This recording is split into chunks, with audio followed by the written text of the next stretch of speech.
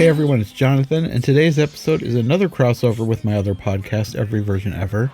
We're still in our Peter and the Wolf series, but this time, this episode here is an extended version of 3 shorter episodes. Nikki from Trivial Theater joined me to talk about 3 different kids show parodies of Peter and the Wolf, and as usual, we went on several tangents while recording those episodes.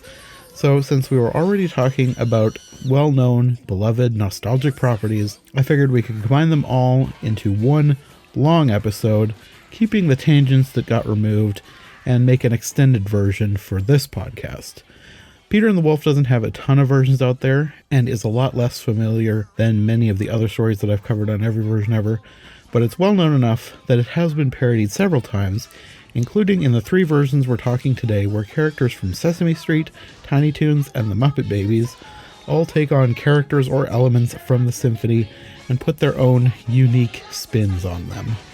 We're tiny, we're toony, we're all a little loony. It's Tiny Toon Adventures, come and join the fun. And now our song is done.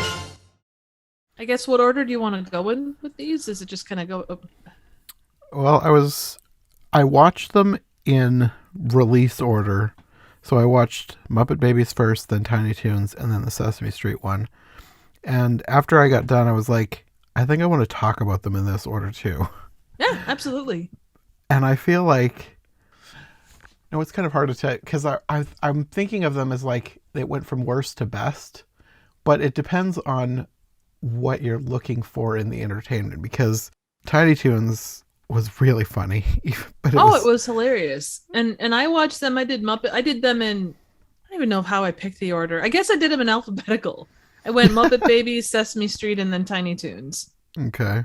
So and I don't know how much we want to get into this, or like how you want to get into this here, but like I grew up with Muppet Babies. Okay. So like seeing these characters again, it's like, oh, I forgot about, the cuteness and the fact that Scooter and Skeeter are a thing, and the fact that you never see, Scooter ever again. Like, this is the only place she shows up in any... Skeeter. Is it Skeeter? Skeeter's the one who you never see ever again. The little She's girl, only in yeah. Muppet Babies. Right. Scooter is everywhere. Like, he was one of the original Why did Muppets. I think that it was the other? Oh, I got their names. Like, I meant the boy one. Yeah. Okay. So it was. Well, it didn't help that they cast Skeeter in the part of Peter, so that might have been what confused you. Yeah. Well, and yeah, because I remember seeing like a robot chicken thing on. They did the Muppet Babies thing, and they're like, what happened to Skeeter? And they're like, oh, this is the only place she shows up, and then she's never seen again. And yeah, anyway. So neither here nor there, completely random tangent, but anyway. Yeah, it'd be nice if they used her in something else, but I have a feeling that they just made her up for this show because it was like, we need another girl because we only have one. Yeah, literally, I'm sure that's probably the only reason. And I don't know, the whole twin thing kind of makes me think of like Rugrats as well, because you kind of get that same vibe with the twins Phil and Lil. Yeah. But anyway, random. No, that's fine. I was going to ask you how familiar you were with Muppet Babies anyway, so. Oh, yeah. Like, I grew up on them. I don't remember a ton, but I remember, the characters and how it was weird that, like, Animal looks like an actual tiny baby with the bonnet thing. And everybody else, like, they're not a consistent age. Like, Wolf has a diaper. None of the other ones really have a diaper. Why does Miss Piggy have like a ring? It's kind of weird. We never see Nanny's face. Yeah, I didn't. I think I watched some Muppet Babies as a kid, but it was one of those shows, like, it was out around the time that I was born. So by the time I would have been old enough to remember, it would have been in repeats. And I don't think I watched a ton of it, but I know I've seen some of it. But it wasn't like I'm not super familiar with it. I'm more familiar with just the Muppets in general. Oh yeah. Well, and grew up on Muppets, of course. Oh, 100% same. Like, the Muppets were absolute life back in the day. Mm-hmm. So, what about Peter and the Wolf? How familiar are you with that? A little bit. Once we got talking, like, once I got looking at it, I was like, oh yeah, I think I remember seeing it at one point. I think we did it in school at one point, or a variation on it. But the actual, this is the most exposure I've had to it over the course of these 3 children's pieces. Mm-hmm. But it kind of got me thinking, like, like how Looney Tunes, like anything I know about opera is because of Looney Tunes. And it kind of falls into that same thing here. Like when I heard the music in the various specials that kind of got more into that, it's like, oh, I know that song. I'm familiar with these melodies, so. Yeah. Did you ever watch the Disney version? I don't think so. Okay. Because that's how I'm most familiar with this. I think we had an album of like classical music for kids too, or something like that. Oh, cool. But the Disney version is like the reason I'm most familiar with it. And I'm sure I've said this on other episodes of this series, but we had a VHS tape with Peter and the Wolf and some other musical Disney cartoons. And so it got a bunch of replay when we were kids. So I'm very familiar with it. That's awesome. But yeah, getting into the Muppet Babies version, I was expecting more music. They didn't use any of the music from the symphony at all, which was really strange. Well, and like Ralph's whole introduction to, like, oh, here's a random instrument. Oh, here's this random kazoo. Like I was expecting slide whistles and stuff to come out next, and there wasn't a lot of, like, even when Animal gets the little horn thing and he takes off, or the bike horn thing and he takes off the rubber part of it.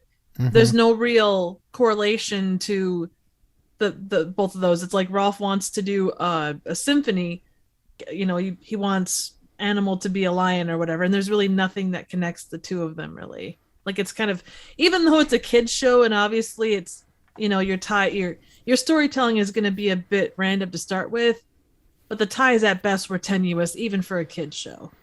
Yeah, they had like the basic outline of the story, and they had Nanny telling them the story, but then they kind of go off in their own direction when she stops telling the story to go and do something else.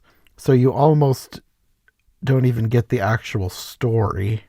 You just get, I don't want to call it like fan fiction, but you almost get like their own version of it. Oh, it totally is that. But I did like seeing the different characters take on the different roles. That was the one thing that I was looking forward to in these 3 pieces, was seeing who was going to be in which character. So I liked seeing like Gonzo as the bird, and Skeeter as Peter, and Fozzie as the duck. I did really like that they had Fozzie, like, because in the story, the duck is eaten. So Fozzie is the duck, and they just talk about him disappearing. Like, they very explicitly avoided saying that he was eaten or that he died, even though that's obvious what happened. But they it's just kind of the don't case. Say it. Yeah, that's kind of the case across all 3 versions. Like, I guess you kind of get a little bit more of that in Tiny Toons, but even in the Sesame Street version, we'll get to it, but I loved how they handled it in the Sesame Street version. It was so cute. But again, like you say, they didn't really address what actually happened. It was just, oh, well, he went goodbye for now. He went to live in a farm out in the country. Something like that. How they picked like Gonzo and Fozzie to be the various animals. They did translate the animals pretty well from the Muppets, I think. Yes, but Scooter looked weird, but they did call that out. Yeah. Scooter was a weird cat. Yeah, he had the weird little, like the little hair thing sticking up in between his ears, and yeah, that was odd. I think Animal would have been a better cat than Scooter. Yeah, but I suppose like Animal is such a weird character to start with. I did notice too that and I forgot this, every time he speaks, like it's almost like he basically starts everything he says with the same kind of noise, which is neither here nor there. It's just one of those random little things. It's like well, the adult Animal kind of makes weird noises too, just in a deeper voice. True, but it's like every sentence he says, it's like starting every sentence with it's basically it's the same cadence with everything he says, whether he's asking a question or making a declarative statement or whatever. So Again, small things that are unrelated, but I was actually surprised that, and I guess there was not a reason for it to be, but I was surprised that Piggy and Kermit weren't more kind of center stage. That's true. They were very much side characters in this. Yeah. Like, they weren't even part of the main plot. They kind of got separated from the rest and were off doing their own thing. Yeah. And I guess that's sort of the point. Like, not everything has to revolve around them. And it shouldn't. It's an ensemble cast if you want to look at it that way. But it was, I don't know. And obviously you wouldn't have had Piggy play Peter by any stretch, but I don't know. Yeah, I don't know how else they could have been used. Agreed. Although at the end they had everybody join in on the story. Like, I guess they were taking the place of the hunters, because like in the end of the story the hunters help Peter wrangle the wolf and parade him into town to bring to the zoo in like the actual story. So they kind of gave them that position in the end of this. True. But yeah, they weren't otherwise involved in the Peter and the Wolf story. I did like how they were very confused by the accordion. and it terrified everyone else. I guess if you didn't know what it was, hearing that come out of a dark attic. Okay, you guys. Now we can't forget why we came here.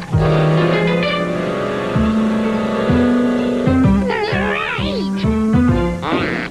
Why did we come here, Skeeter? To find Peter and the Wolf, silly.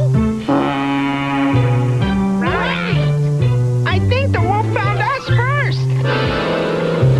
We're surrounded! Run for your life!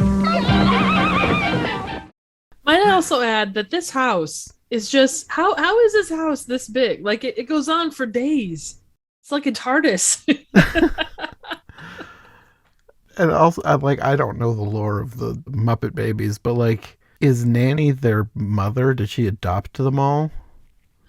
It's never really, from what I remember and regarded the last time I watched this, I was pretty little, but I don't think they ever really said.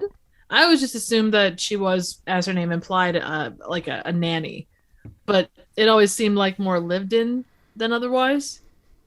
Yeah, I don't know. I think my guess is that somebody just liked that one scene with all the baby Muppet versions in Muppets Take Manhattan and were like, let's turn it into a cartoon and not give it any other thought. Highly possible that, that great things have come from less. I guess I don't really have anything more to say about this one. No, not really. There just wasn't a whole lot of Peter and the Wolf in this, other than Nanny telling the story and them making up their own ending for it. Yeah. And given what it is, I mean, it's still, I don't know, the fact that it's still, I'm trying to think what probably the age range is for Muppet Babies. At the time, maybe like up to maybe 8 or 9 at most, as far as what the main demographic was for it. I'm not sure. And I'm not the one to ask because I had much younger siblings and we watched like toddler shows when I was like 12. So oh no, and I don't mean anything like that. I'm trying to think, like, I guess what I'm trying to say is introducing things like Peter and the Wolf or opera pieces or classic things of this nature at an early age, I mean, is a cool thing, and it's not done perfectly by any stretch, and kind of discussed a little bit about it, but I think it's still a neat thing that they decided to go that route and take the risk to do that. Because you don't necessarily see, I don't know, I don't watch a lot of kids shows obviously, but you don't see that with a lot of shows. Yeah, and I don't keep up with, I mean, I watch a few shows that would be considered kids shows, but I don't keep up with things, so I don't know if they have shows like that or not, like they used to. But yeah, I suppose, I'm not sure. But even just like they had when Piggy and Kermit were carrying around the accordion, they had like the old black and white, I think it was of Laurel and Hardy's piano moving short. It was a silent from way back, probably the 1920s or maybe the 30s. And it's just kind of a neat little additional thing in there. Yeah, I think they still try to do some things like that in kid shows, like throw in little nods to things for adults. Yeah. Well, and too, if you're fast forwarding, because this was probably what, late 80s? Mid to late 80s? Probably. I'm not sure the exact year. Let me see if I can. 89. Okay. Then yeah, it would have been, you're talking 30 additional years of history, so stuff, from the 90s would be considered, relatively legend media or legacy media for things like that. All right, well, I guess that's probably the end of Muppet Babies. It was cute. I just wish there had been more actual music and story. Yeah, no, 100%. It's so weird that they didn't use the music at all. I guess I was expecting them to do like that because like Animal had that little horn and Rolf had the piano. I was expecting them to do like their version of it, like do the music, but have it on completely different instruments than what it is in the actual symphony. Oh, agreed. But then they just never did.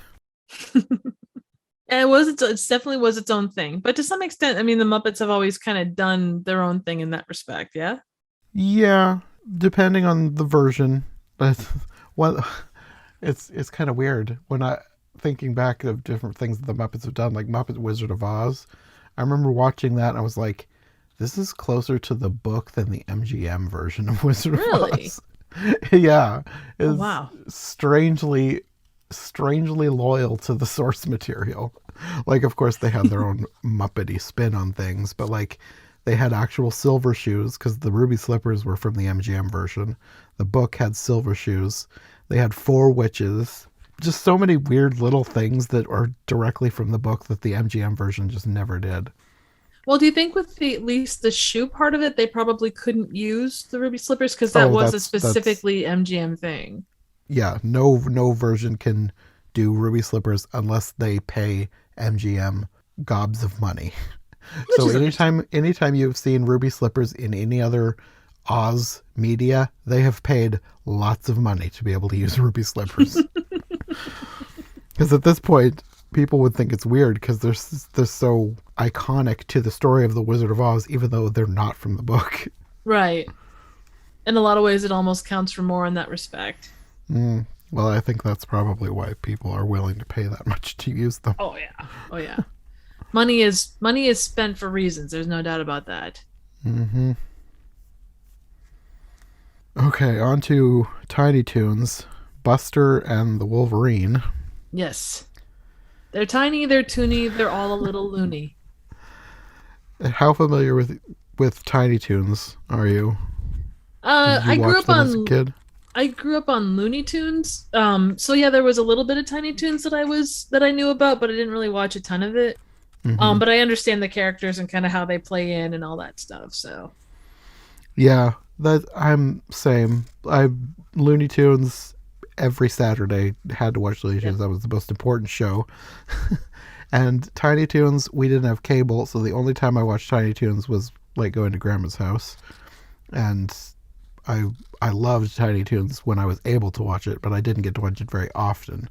Just that was one of those shows that you could only see when you go to Grandma and Grandpa's because they had cable and we didn't. little things like that are always awesome. So yeah, I watched Tiny Toons off and on as a kid. I got the DVDs later on when they started releasing DVDs. So I've watched a lot more as an adult than I did as a kid. And this was another one. I guess I was expecting them to do. I'm not sure how much of the music they used. I don't think they used any of it. I thought I heard maybe a tiny bit of it at one point, but I guess this is another case where I was expecting them to do their own thing because they each had their own instruments that were not the instruments used in the actual symphony. So I expected them to play it themselves, like on the trumpet and electric guitar and whatever else they had. And they also didn't do a whole lot as far as like trying to do one-on-one comparisons for the characters. Because I guess I expected Buster to be Peter, but then you also had Babs too, so I guess it would make sense for them to have both of them be in the Peter character role. But then you have characters that like they don't fit into the story at all. You have Hampton. for some reason, the pig.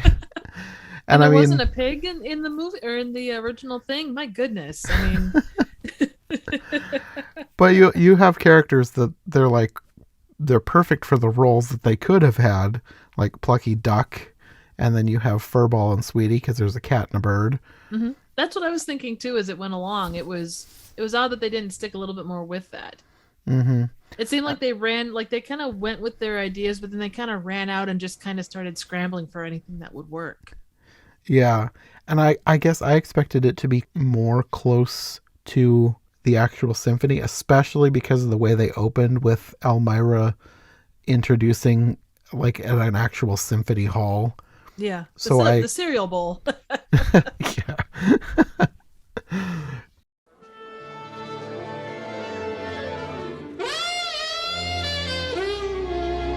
Welcome, dear friends and cultural lovers, to the Acme Acres Cereal Bowl, where we present tonight's Tiny Toon musical adventure, Buster and the Wolverine.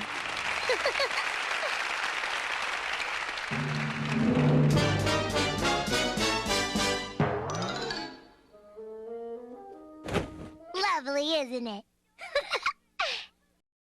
So I expected them to like do a full-on symphony performance in the vein of Looney Tunes, because like Looney Tunes did that kind of thing all the time. They had like full, I mean 7 minutes, but like full-on opera and all sorts of different classical spoofs. And I thought that that's what this was going to be too, but it really wasn't. No, it definitely wasn't. They all kind of bring back the whole idea of how each character is represented by a different instrument and whatnot, but that's really the only thing that connects them to what's going on otherwise. Yeah, and then they don't even have like they make that connection at the beginning, but then the only connection is with the instruments is, well, they're in a marching band, so this is the instrument that each one of them plays. Yeah, exactly. And I will say, as someone that played the flute, Sweetie is playing it all wrong. I was very disappointed in that. That seems to happen with a lot of cartoons. Like you watch them and it's like it's obvious that they have no idea how this thing is played. Even me, who doesn't play really anything, I can like plink out a few things on a piano, but I can tell when people aren't playing things correctly. And it's also like, it also bugs me, like with cartoons, like you ever watch anyone knit in cartoons, it is obvious they have no idea how to knit, because I know how to knit and they hold the needles all wrong. You will get nothing holding the needles like that. Like the stereotypical granny holding knitting needles and like a scarf like snakes out of the knit. That does not happen. And the needles are basically held upside down, and everybody always holds them right side up in cartoons. They do. They don't. But that's a whole other rabbit trail. Another thing for another day. Yeah. The one thing that I thought sounded vaguely similar to the actual symphony was when they said drums represent the Wolverine. And the drums sounded vaguely similar to the Hunter's theme. Because I think the Wolverine's a French horn. Yep, at least according to the Sesame Street one. Yeah. So he's not drums, but the Wolverine gets drums in this version. And that was the part where maybe they were using the music, but I'm not 100% sure there. Yeah. Well, and it's such a loose take. I mean, at least from the start, you get the idea that it's not specific. Like, they're taking inspiration from Peter and the Wolf, but it's not a specific, like, straight adaptation of it. Yeah. It was basically some nods here and there between a lot of ridiculous cartoon gags. Yeah, 100%. I mean, that kind of follows with Tiny Toons. But yeah, it would have been cool to see more of the way that they did it with Looney Tunes. Mm-hmm.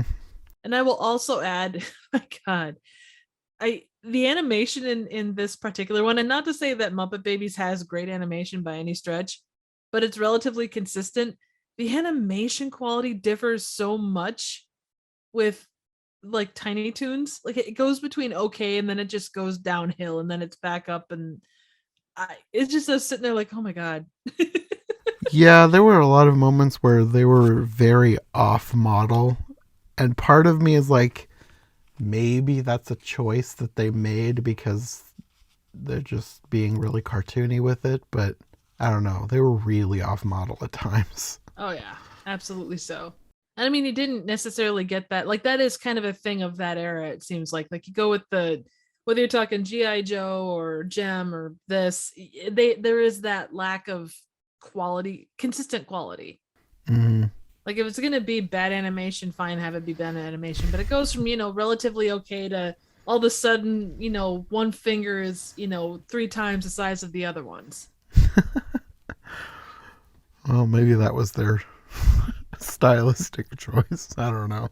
I suppose, but even in that respect, I mean, it's a small point in the grand scheme. But and I get that it's not supposed to be consistent, but even within their character stuff, there should be some consistency.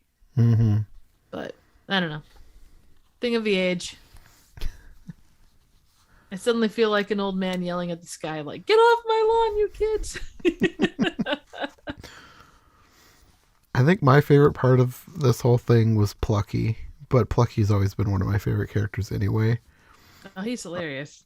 I loved that at the beginning his instrument was a bicycle horn. And he's upset about that.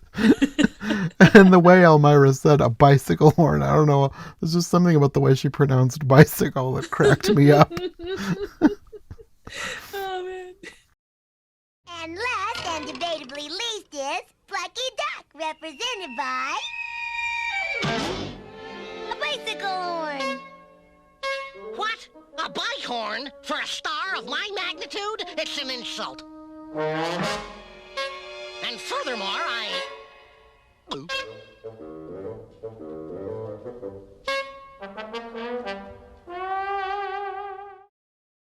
I really enjoy Hamilton. He's just such a random character. And I don't know, like spends his time sweeping and the whole, like when we're introduced to him with the tuba, just the way he plays it, it feels very, very Looney Tunes-esque. They do a good job of making things feel Looney Tunes-esque. Oh, very much. Like it really is a spiritual successor to the Looney Tunes, and the Looney Tunes show up in the show from time to time too. And you even had one character in this, the Mina Bird thing was from Looney Tunes. Oh yeah, that was great. I loved later on too when Plucky, he's sick of because he ended up swallowing the bicycle horn. He's sick of having to squeeze his stomach. He wants a new instrument, and a pipe organ falls on his head. And then a bagpipe right after that. And then his line after that when he's trying to, they think that Hampton has been eaten, so they're all trying to avenge his death, and he wants to be the one to capture it, and he says, "They say music can soothe the savage beast. One toot on this musical vacuum cleaner and Wolvie will be eating out of my hands." And then the Wolverine snatches the bagpipe out of his hands and eats it.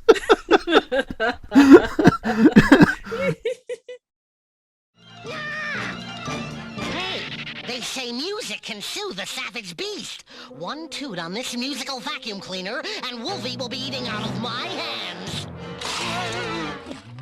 Somehow that's not quite what I meant.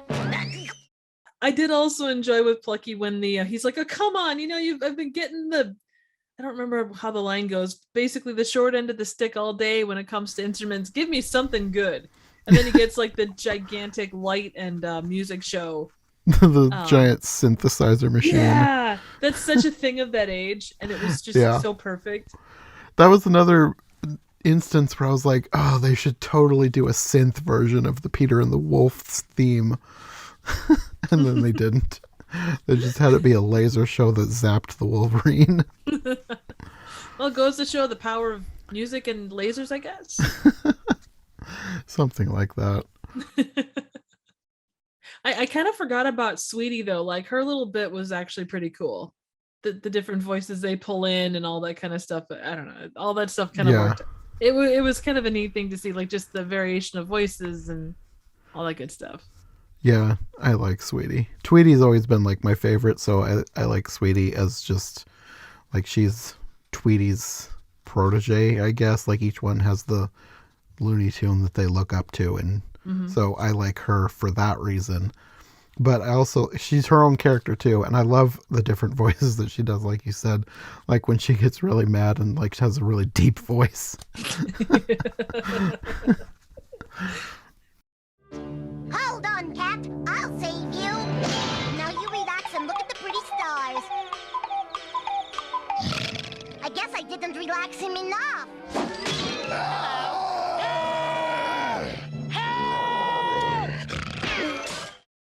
I was looking at the end too, just some of the voice talent that they use for this. Like there's still a lot of them are still doing it, and not to say this was like 50 years ago, but a lot of that voice talent is still doing a lot of voice work today. Mm-hmm. Are you talking Cree Summer or I'm trying to think who the other people were. I mean, most of them I recognized as, oh, well, they do this and they do that and whatnot. So Yeah, you have, of course, Tress MacNeille. She's everywhere. Like she's one of the most prolific voice actresses that I can recognize anyway. I was just looking here who else. Frank Welker. I mean, he did everything, like, you know, he did so much stuff with like Scooby-Doo going all the way back, and yeah, it's amazing. Charlie Adler, and I mean the list goes on, and you recognize the voices, but they managed to make them unique enough to kind of keep it different with each thing they do. Yeah. I'm wondering, I mean, a lot of them are probably still working, because they're working on a reboot of Tiny Toons. Really? And yeah, and I'm wondering how many of these, because like when they did Animaniacs, they got everybody back. So I'm hoping they'll do the same for this. Although I've heard they're not going to have Elmira, which I'm annoyed about because I always loved Elmira. Yeah, they kind of do that though. Like, you look at like the last Space Jam, and they left out Pepe Le Pew because he was considered problematic. And I don't know what it would be about Elmira. Maybe because she's just kind of a animal abuser. yeah, that, or I mean, but it's a cartoon, so it's not like everybody gets abused in some way. Oh, agreed. But I suppose it depends on, I don't know, maybe it's she's not exactly the most intelligent apple to fall out of the tree. I don't know. I know I might be in the minority in really liking her, because I know like when she was paired up with Pinky and the Brain for that short-lived spinoff, people were furious about it. Really? Wow. I thought it was hilarious, of course, because I like her and I like Pinky and the Brain. I was like, this is such a weird combination and I love it. But then it was canceled after like 13 episodes because nobody liked it. Yeah. People can be finicky, you know, when they look back to like, oh, well, this isn't the Pinky and the Brain. Like how, you know, you've got these resources and you're spending it on putting these two together, you know, let them, I don't know, be on their own and be better. It's hard to know. People can be so strange about stuff. Mm-hmm. I was going to say, too, I liked the scene when the Wolverine captures Sweetie and Furball is, like, sobbing. Oh, poor little Sweetie, gone forever. It's not fair. I wanted to eat her. Oh, man.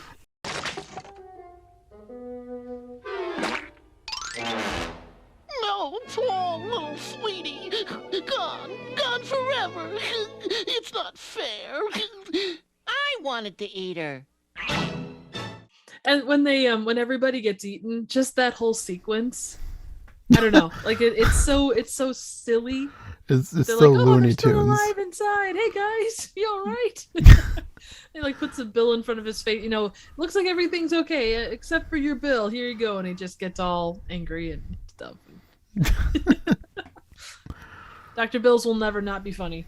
At least until you're given one. Yes. Well, I think that's probably all I've got for this one. Basically, it's not good as a Peter the Wolf adaptation, but it's still very entertaining as a ridiculous cartoon. Oh, 100%. And it definitely, the Muppet Babies it's a cute little show, but it felt long. Like it felt almost half an hour. Yes. This one didn't.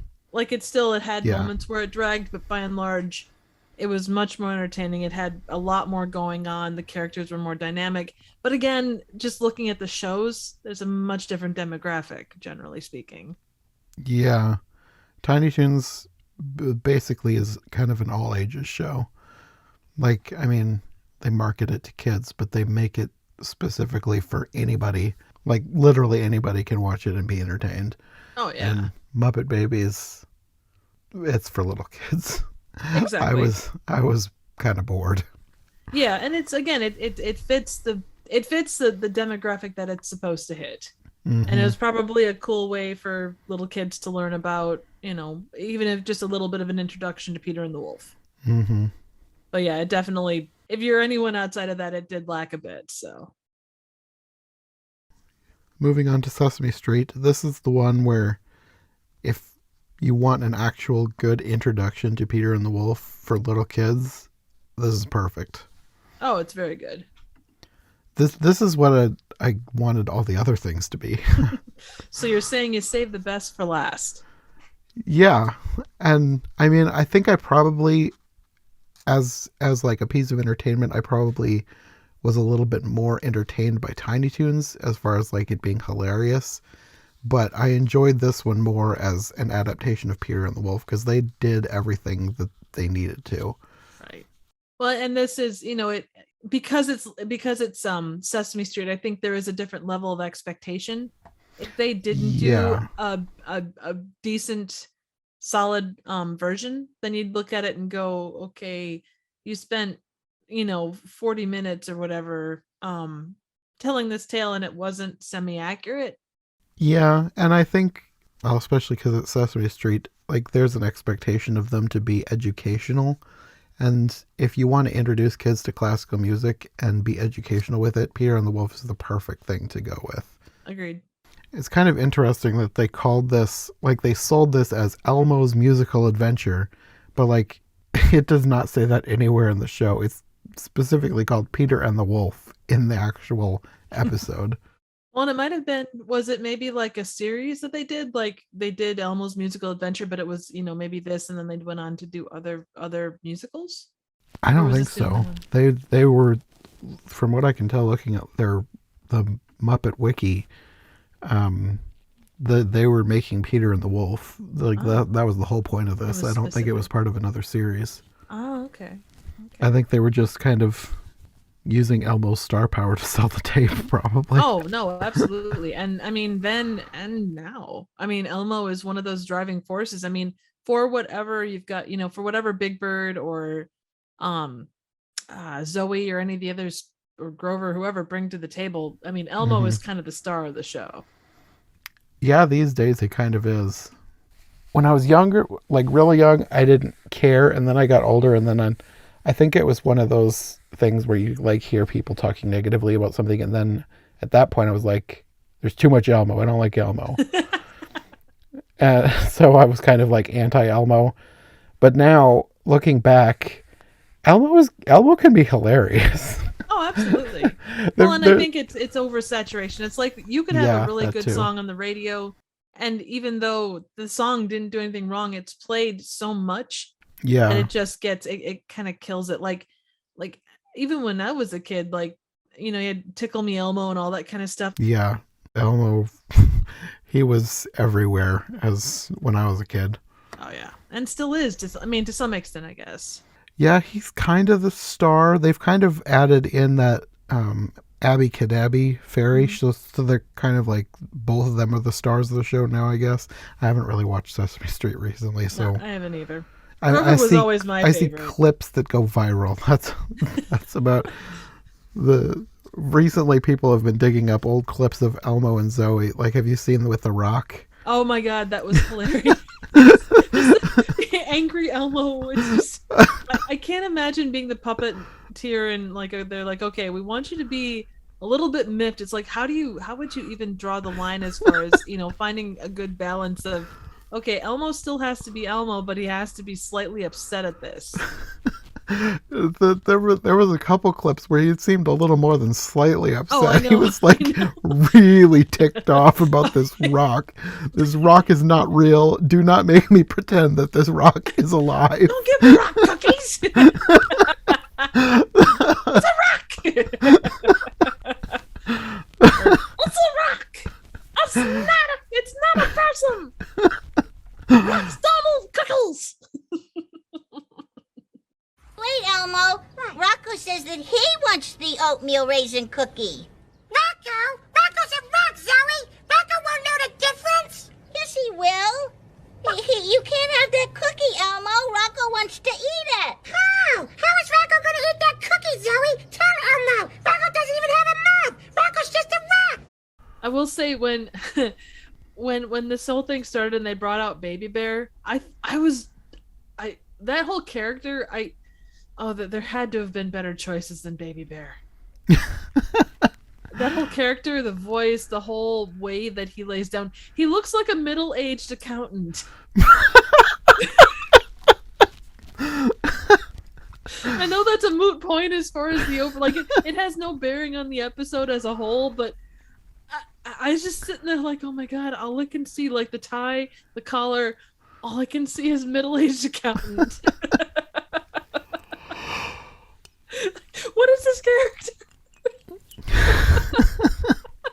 Why does he get to go to the Boston Pops people? That's just not fair. Like, let the other guys go. He has a rich dad, I guess. Yeah, something like that. Well, I mean, his dad has a fancy hat, and if that's not an indicator of being affluent, I don't know what does. Plus, his dad apparently is like best friends with the director of the Boston Pops, so that would have been an interesting story as far as the background. Like, how did these two meet? How did they become friends? Did they go to college It's one together? of those things. It's like there was like so many times I'm thinking, I guess, specifically of like watching Arthur. Did you ever watch Arthur as a kid? A little bit, yeah. So anytime that they would have like a celebrity guest, they would have it like somehow be related to one of the characters. It happens. Like that seemed to happen in a bunch of old shows. Like Arthur is the one that comes to mind the most. Just they want a celebrity, so like, oh, this is my uncle, my third great uncle on my mom's side. Twice removed, of course. I remember like reruns of shows back in the 80s. Like there was one where Nancy Reagan showed up, and she's just like, the whole "Say No to Drugs" campaign. And it's just like, where did you come from? How did you show up at this random, suburban home? That reminds me of another one. Speaking of 80s, I guess this might have been 90s, 80s or 90s. I don't know.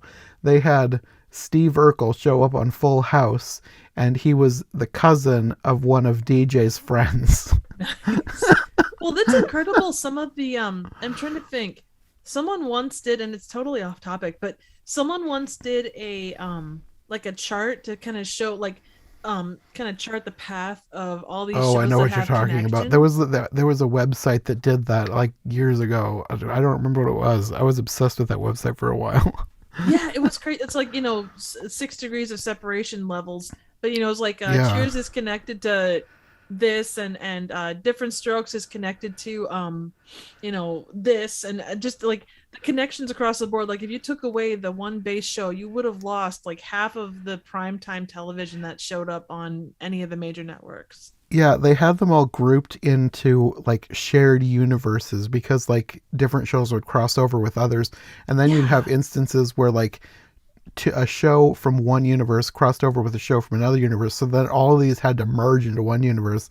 And then at one point that somebody realized like there was one show, I don't remember what the show was called, but like the very last episode of the show revealed that the whole thing was a dream of a kid. Oh yeah.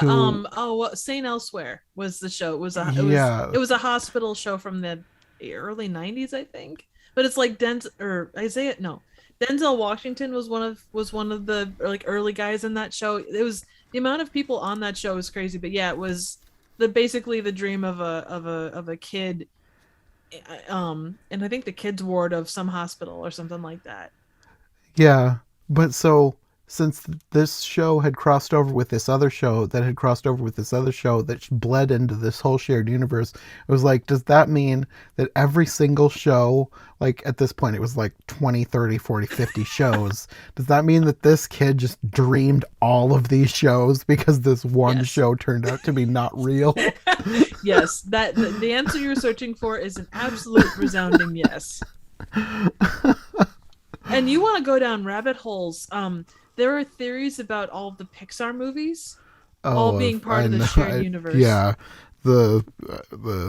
it's probably just called the Pixar universe. Super Carlin Brothers. Every time a new movie comes out, they've got to fit that in there somehow.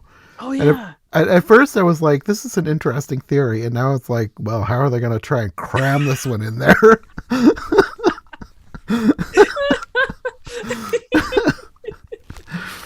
Oh man. Turning Red takes place on a snowflake, the same as the Grinch Who Stole Christmas. Only a Pixar snowflake and not a Dr. Seuss snowflake. Something like that. They can make the weirdest connections for some of these things. Oh yeah. Well, and I love their channel. I think they do some great stuff. Oh, some me of too. It's just yeah. like it gets a little obsessive sometimes. Yes, especially the Pixar theory thing. Oh yeah. You get people though, like I've got a couple of friends that are really into the Pixar theory, and I think it expands even a little bit beyond that. I don't think it's as far as like all of Disney, like all the animated Disney movies, but it's definitely it expands a little bit beyond just Pixar. So, and it's like to hear them talk about it, they do it in such a way that you definitely go, wow, it could be possible. Probably like Pixar or probably like Super Carlin Brothers before they got to this point. Yeah. It is interesting though, because they really will try their hardest to make things that should not work together work. Like, because you have movies like Coco, and then my mind is completely blanking. The one That's that okay. just recently came out. Oh, Turning with Red? Joe, the trumpet player. Oh, Soul. Soul. Why could I not think of Soul? That's okay. It's two completely different versions of the afterlife. Mm-hmm. They should not work together. So then they come up with this idea like that different people go to different afterlives based on what they believed, which I guess that works. I mean, it's one way to explain it if you wanted to go down that path. Yeah. It's just funny that there's literally nothing that Pixar can do that someone will not find a way to make work into the Pixar theory. Oh yeah, even if it's just that one little bit that works and the rest of it like that there's one little bit that'll fit into a square or a round hole, but the rest of it's all square peg. I think in the Pixar theories, Monsters Inc. does not take place in an alternate dimension. It takes place in the future. Yep. Like the humans have destroyed the world as we have seen in WALL-E, and then monsters end up evolving somehow, and like the doors are actually portals to back in time. Right. They're kind of at the very end of the timeline, if I remember correctly. Yeah, it's definitely a rabbit hole you can go down. And you can spend hours. That's quite the tangent. Yeah, how did we even get on that? I don't remember. Well, you see, you go back to Elmo. And then you transition over to 90s primetime television, and then I got nothing. There was a kid that dreamed up like 50 possible shows, and then he also dreamed up Pixar, and anyway. And that child's name was Elmo. Yes. Dum dum dum. What a twist. So yeah, Baby Bear is annoying and looks like a middle-aged accountant. Moving on. I did like with Baby Bear how he seems to know nothing, but yet he seems too smart for what he should be. Like when they're at the symphony, and like the story keeps getting interrupted because he's like freaking out and getting excited. And then everybody around him is shushing him. He's like, I'm sorry. I didn't know the protocol. Just to get, he knows the stuff, but he just gets excited. He gets to see the Boston Pops Orchestra. I mean, yeah. How could you not get excited and forget things? There are times when I'm watching the Boston Pops Orchestra that I forget to breathe. So. So the thing that I liked most about this one, I guess, is like I've talked about with other things, and like in a lot of different versions of different things, is seeing which character gets cast in which part. Oh, yeah. So, of course, you get Elmo as Peter in this version. And I really liked that they made Big Bird to be the grandpa. And they, like, this is the grumpiest Big Bird has ever been. Like, Big Bird is usually like a ray of sunshine, so sweet and innocent. And this is like, he's chewing Elmo out for being disobedient. Oh, absolutely. Well, someone's got to keep Elmo in line, and it's good to know that at the end of the day, Big Bird fills that role where needed. And then you also had Zoe as the bird, and the duck was Telly, and I loved Oscar as the cat. That was good, but Telly as the duck, just that whole part was so cute. Yes, and like through the whole thing, I was waiting because if you've seen any other version, you know the duck gets eaten. And I was like, how is Sesame Street going to handle one of their characters getting devoured by a wolf? They handled it with, Sesame Street rarely does things in a way that isn't like really well done. Like it's well thought out and it makes sense. And this is just, there's no misstep there. It's cute. It's and funny. Yeah, and it's funny for more than just little kids. Like a little kid's gonna laugh at that and go, hee hee hee, Telly took off his bill, hee hee hee hee. But then adults can look at it and go, well, that's kind of smirk at it and kind of say, oh, that's pretty cute. Yeah, because it's Sesame Street. You're not going to have a character straight up die, but I love that they have the narrator say that he gets eaten, and then Telly's like, nobody told me about this. I'm out of here. Rips off his beak and stomps out.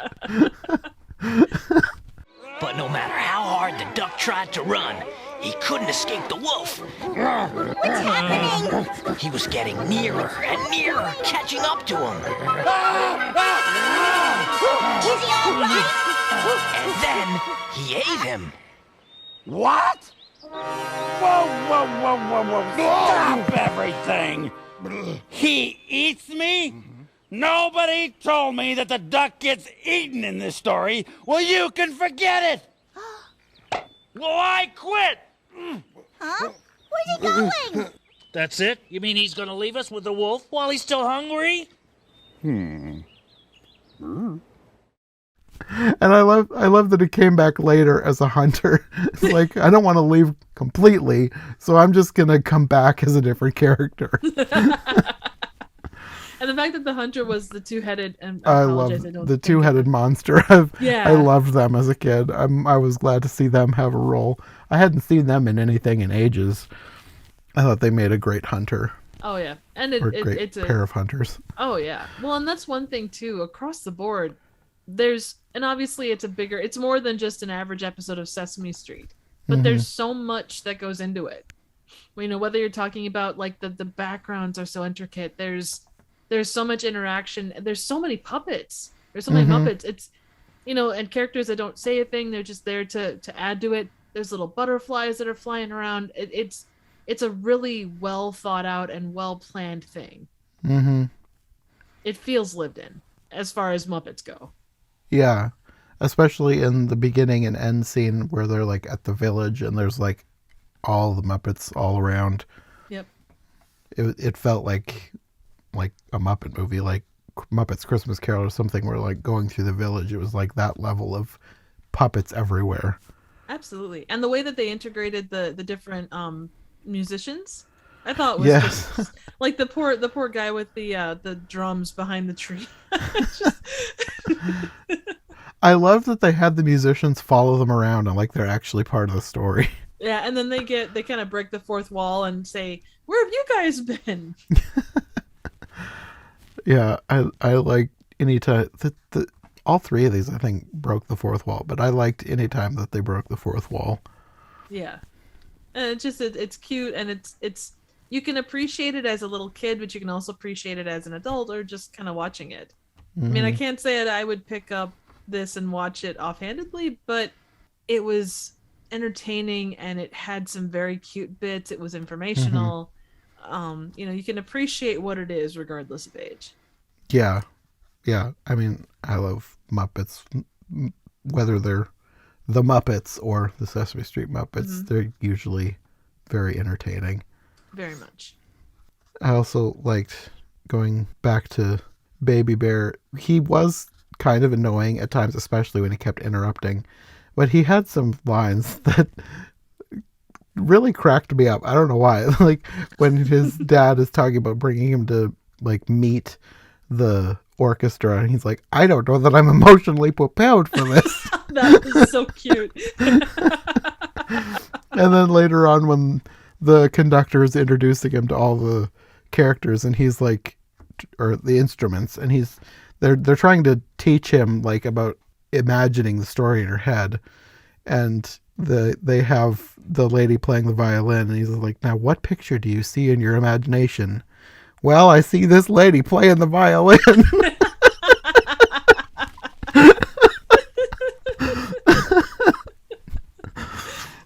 Oh man, yeah, those are very good.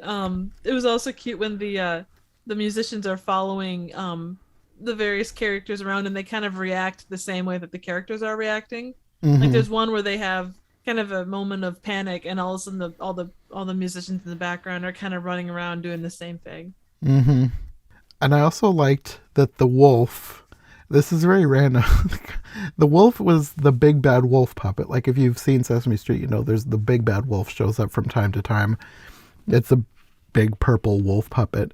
And it was weird because I've been doing a bunch of Peter and the Wolf versions recently, and I was telling Sarah the last time that we recorded one that the big bad wolf, I don't remember if this is in an episode or not, maybe it was after, but we were talking about the big bad wolf, and I was telling her that there was a big bad wolf Sesame Street character, and because we were talking about different wolf puppets and how well they were made. As like, wolves aren't usually represented very nicely in media.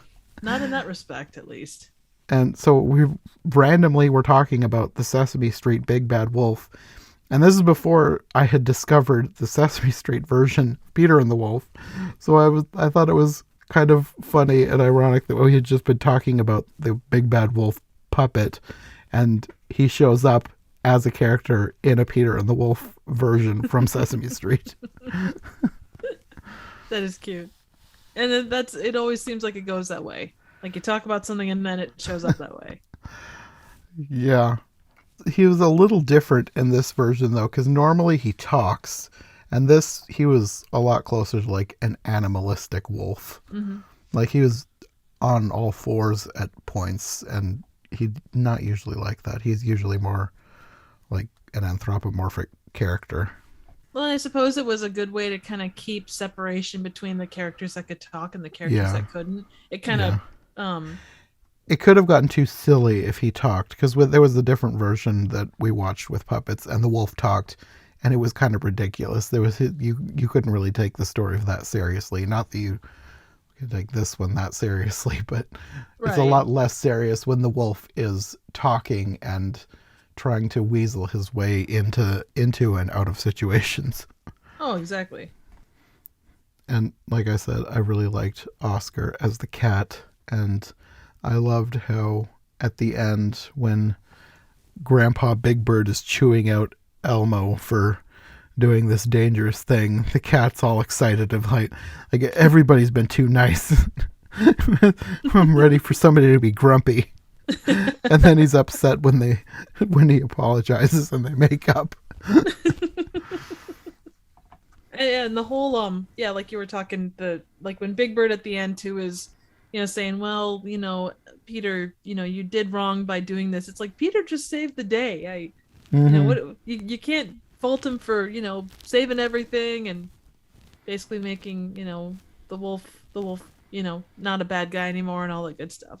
Well, I think that's true to most versions of the story anyways, because you usually have the grandpa upset that Peter went out and went after the wolf on his own, but he's still proud of him for actually somehow capturing this wolf, even though he's a small child. Brains over bronze, right? Yeah. And the eyebrows on the bad wolf puppet are hilarious. Yeah, that's kind of the character's defining feature on Sesame Street. Giant caterpillar eyebrows.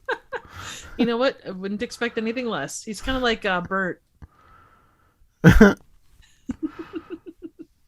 He needs to maybe go visit the salon and have them pluck them down a little bit.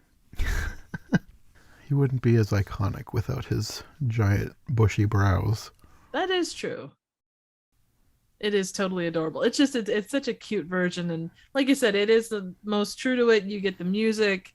You get to see the instruments in action, both in, like a theatricals or the Sesame Street setting and in an actual orchestra setting.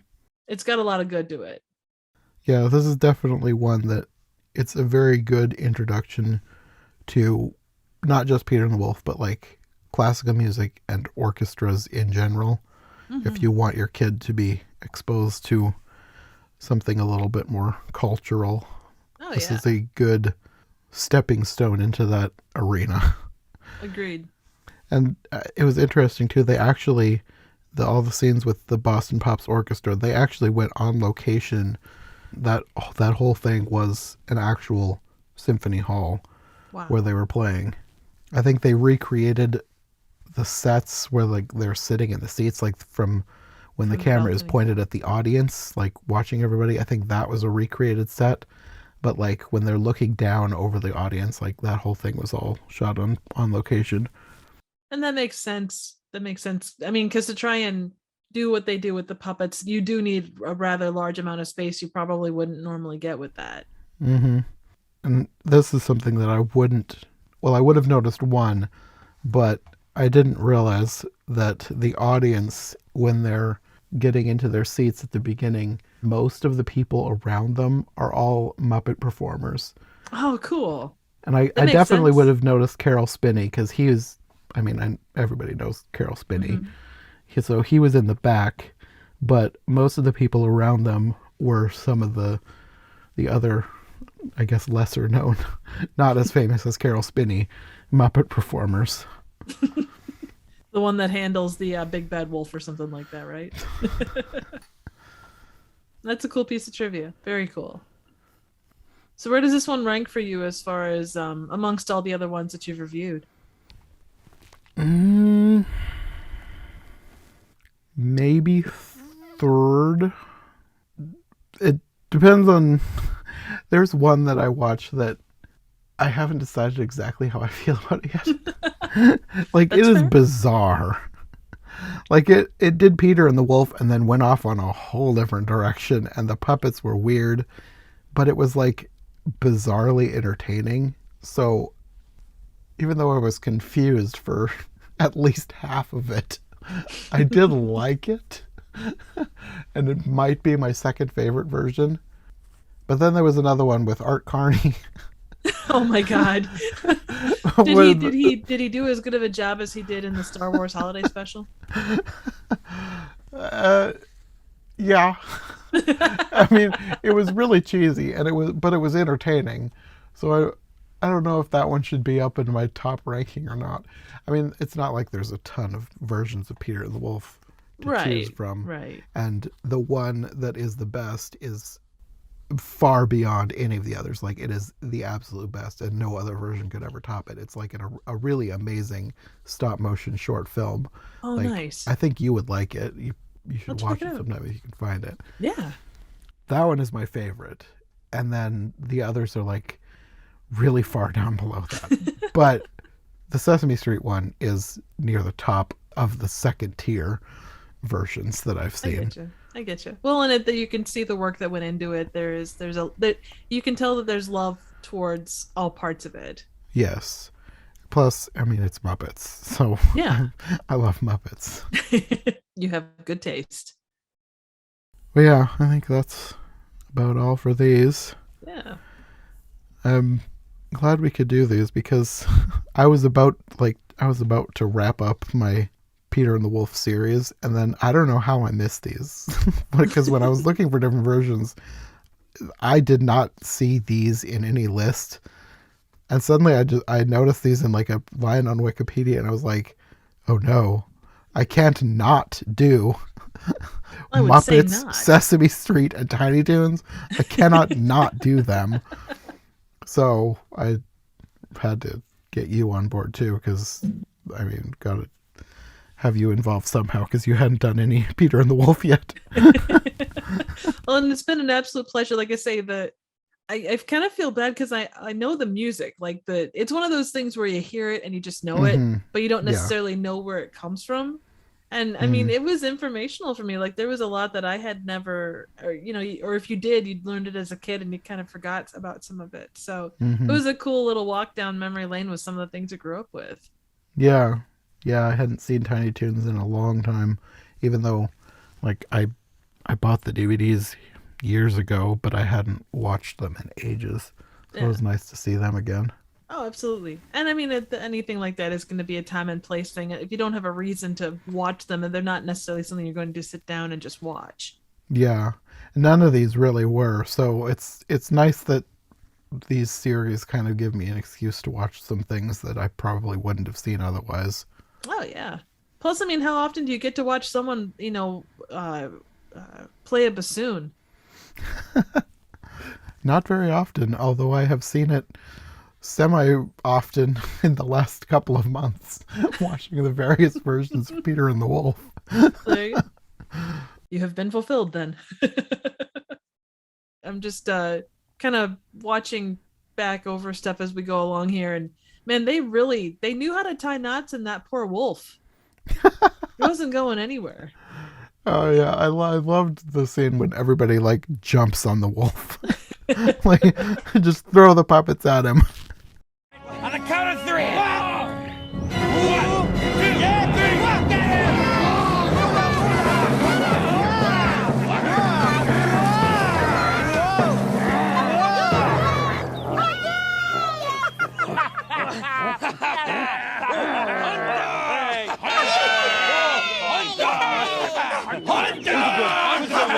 It's okay. I won't let him hurt you, but no more of that stuff, okay? Yeah, he's a good boy. Yeah. Okay. Well, that is the way to ultimately, tackle a wolf. Y'all just kind of pig pile. I mean, I wouldn't trust myself any other way. If there's a lot of people, you gotta all go at once. If you don't body that wolf, he's gonna try and do it again, even if you catch him. Yeah, you'll end up like the duck. You mean dripping off your own bill? The duck in other versions where he is swallowed whole and never heard from again. Oh, I thought he just disappeared. You're telling me he was eaten? Oh no! Oh no! Poor duck. Poor Fozzie. Yeah, a lot of versions try to soften that and have the duck miraculously survive somehow. And that's not how it went in the original story. No, but you look at a lot of that stuff. I mean, whether you're talking like Hans Christian Andersen, like the original Hans Christian Andersen stories, Aesop's fairy tales, all of those things were a lot more harsh back in the day, and they've been kind of mellowed down through the ages. Yeah, we were talking about that when in the first one that we recorded, where we were like, you can tell that this one wasn't like an Aesop's fable or Grimm's Brothers because Peter didn't die. Only the duck did. Exactly. If the Grimm's Brothers had written this, the wolf would have eaten Peter, and the moral would have been, listen to your grandfather, you'll be devoured by a wolf. Generally speaking, that is incredibly good life advice that not enough people listen to.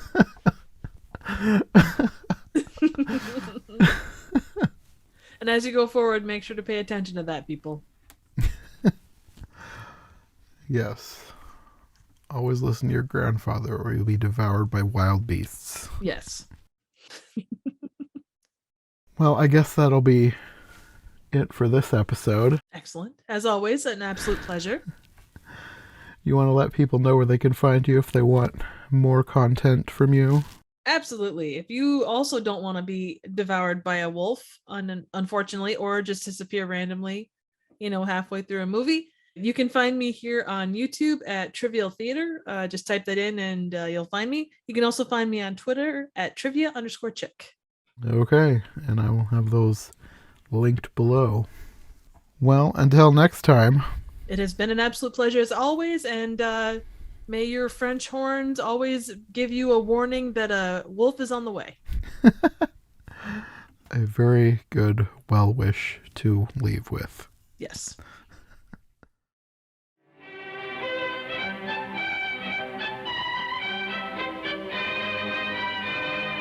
Thanks for listening to this episode of Every Version Ever. If you like what you've heard, make sure to subscribe on your preferred podcast platform or to the Every Version Ever YouTube channel. Make sure to follow my co-hosts as well. Any relevant links will be in the description for easy access. We'll be back soon with another brand new episode, so thanks for listening and we'll see you next time.